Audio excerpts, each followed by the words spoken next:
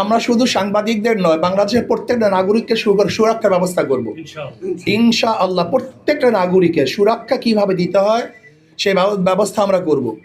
আমি কালকেও কর্মী সম্মেলনে বলেছি, তোমরা খাদেম হও, রাজনৈতিক কাজটাকে খেদমত মনে করো, এটা ভোগের বা ব্যবসার জায়গা মনে করবে না। এটা আমি কালকে আমাদের কর্মীদেরকে বলছি। এর জন্য আমরা মনে করি রাজনৈতিক খেদমত এটা ব্যবসার জায়গা না। এতদিন ক্ষুধার্ত ছিলাম, এই বক্তব্যটাই হলো আমাদের ধ্বংসের মূল কারণ। এতদিন ক্ষুধার্ত ছিলাম, এই বক্তব্যটা হলো সমস্ত ক্যান্সার, এটা ধ্বংসের কারণ। কারণ রাজনৈতিক আমরা ক্ষুধা নিবারণের জায়গা মনে করি। আসলে রাজনৈতিক ক্ষুধা নিবারণের জায়গা নয়, বরং এটা খেদমতের জায়গা, সেবার জায়গা। আমি আমাদের নেতা কর্মীদেরকে সেবার জন্য তাকিদ করছি, প্রশিক্ষণ দিচ্ছি, আমরা সেবা করবো, নাম্বার 1। নাম্বার 2, আপনারা জানেন ইসলাম নারীদেরকে সবচেয়ে বেশি সুরক্ষা দিয়েছে, নারীদের অধিকার বাস্তবায়ন সবচেয়ে বেশি করেছে।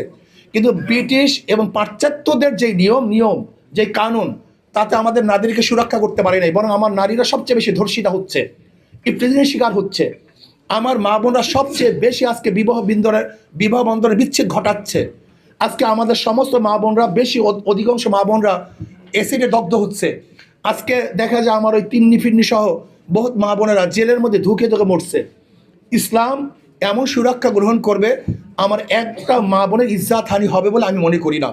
এবং আমার প্রত্যেকটা মা বোনের অধিকার, তাদের শিক্ষা, চিকিৎসা, তাদের বাসস্থান, এমন অনেকে মনে করে, যেমন একজনে বলেছে যদি আমরা ক্ষমতায় যাই তাহলে 8 ঘন্টার থেকে 5 ঘন্টা কমিয়ে আমরা তাদেরকে বেতন বাড়িয়ে দেবো। আমাকে প্রশ্ন করছে আপনারা কি করবেন? আমি বললাম আমি 8 ঘন্টা 5 ঘন্টা দূরের কথা, আমি এমন ব্যবস্থা করবো যে কোনো নারীকে চাকরি না করতে হয়, যদি প্রয়োজন না হয়। আমি তাদের ঘরে টাকা পৌঁছাবো, আর যারা চাকরি করবে তো করবে, সেখানেও তাদেরকে কমতি করব। কিন্তু আমি এমন ব্যবস্থা করব যেন আমার মা বোনের একজন মা বোন না খেয়ে না থাকে, সবাই যেন ভরপুর খেতে পারে, ভরপুর পরিধান করতে পারে।